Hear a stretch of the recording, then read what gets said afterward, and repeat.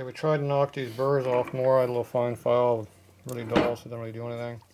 It's not really taking the marks off. When you get to a certain spot in the file, there's like 3 or 4 of them, about this much length you feel as you go across. I can't feel them, but with the file you can feel it. So there's definitely some high spots in there from the aluminum. So I'm going to see if I got an external hone on that to knock it down. So, let's see here. Hey, right on top. Is that the right size? Maybe. Maybe? I hope it is, because the one that's on top. I don't think so. That looks too big. I think that looks bigger than that. This would work on this. I need to work on that. So where's my big boy ones at? I don't think they're in this box.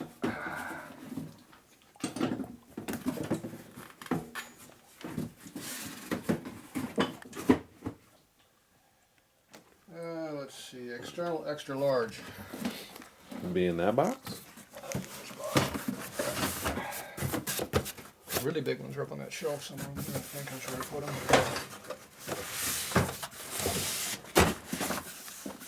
Extra large. No, that's too big. I need the one in between. That's the double XL. That's the triple X. That's the big one. There's actually one bigger than that one, but that's pretty big. Okay, so that was like $10,000 new. Not bad. I didn't pay that, but that's what it was. You know, when I looked them up when I bought them back 20 years ago, that's what they cost. 8 or 9 grand back then. Probably don't even make them anymore. Okay, this is external hone stones. Okay, I'm gonna go ahead down with mandrel. Way back. Okay. Okay, we found it's right there. It's about the right size.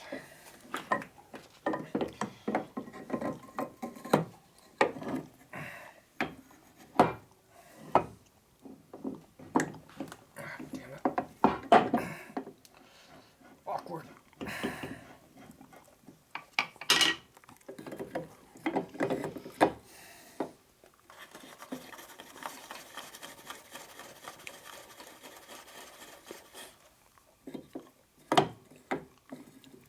Still too small? Yeah.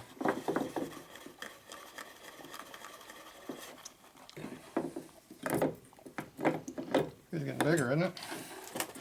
Mm-hmm.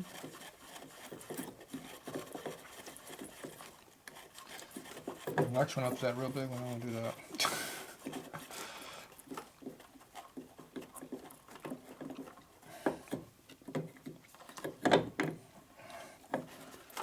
Much more than we need. You see?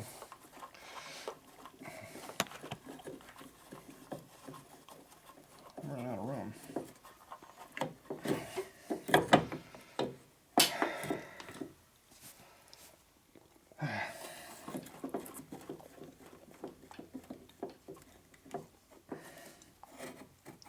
Need that much. The whole 1.5 that it opens? It's on there. It's not fitting very well, but it's on there.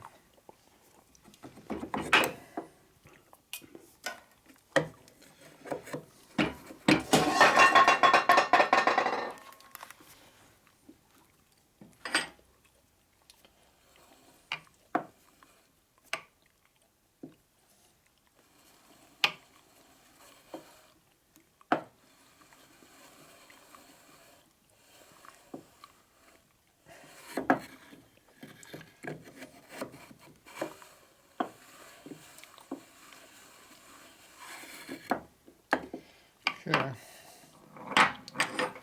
Should be enough.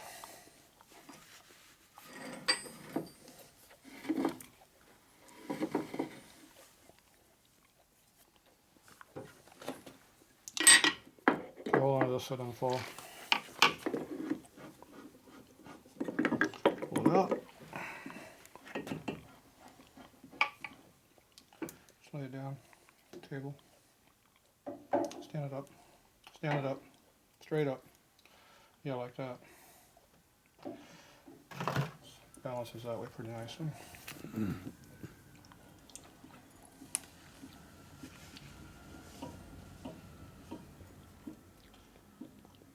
Where's that little file we had to put away?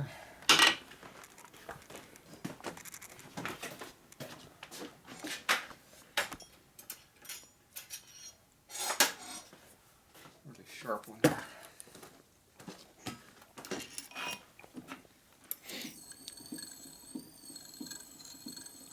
Hear it?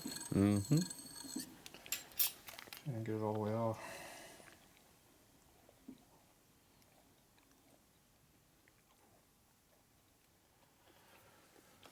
Problem is so big on this, I can't feel. It's cutting into a near surface, so can't tell what it's really doing or not doing. I don't want to be cutting it uneven, obviously. Okay.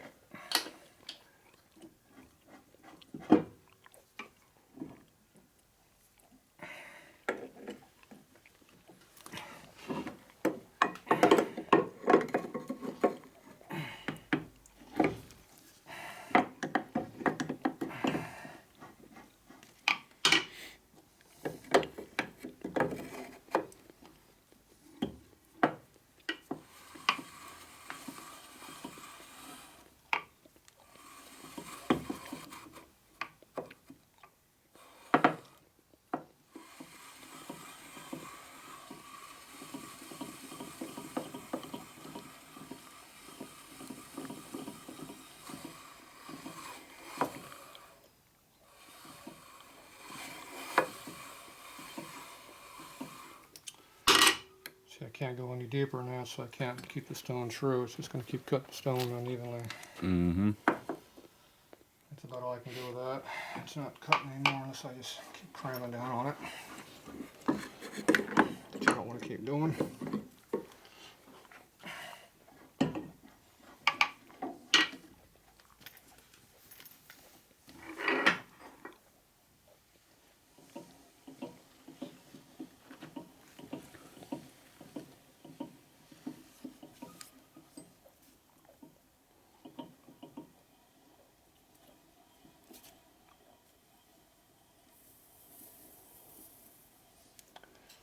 I really feel my thumb, but it's tell it's not there like it was. Mm-hmm.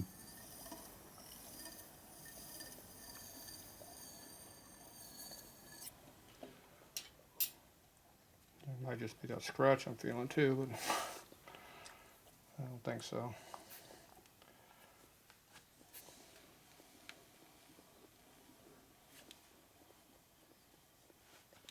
Those marks are gone now.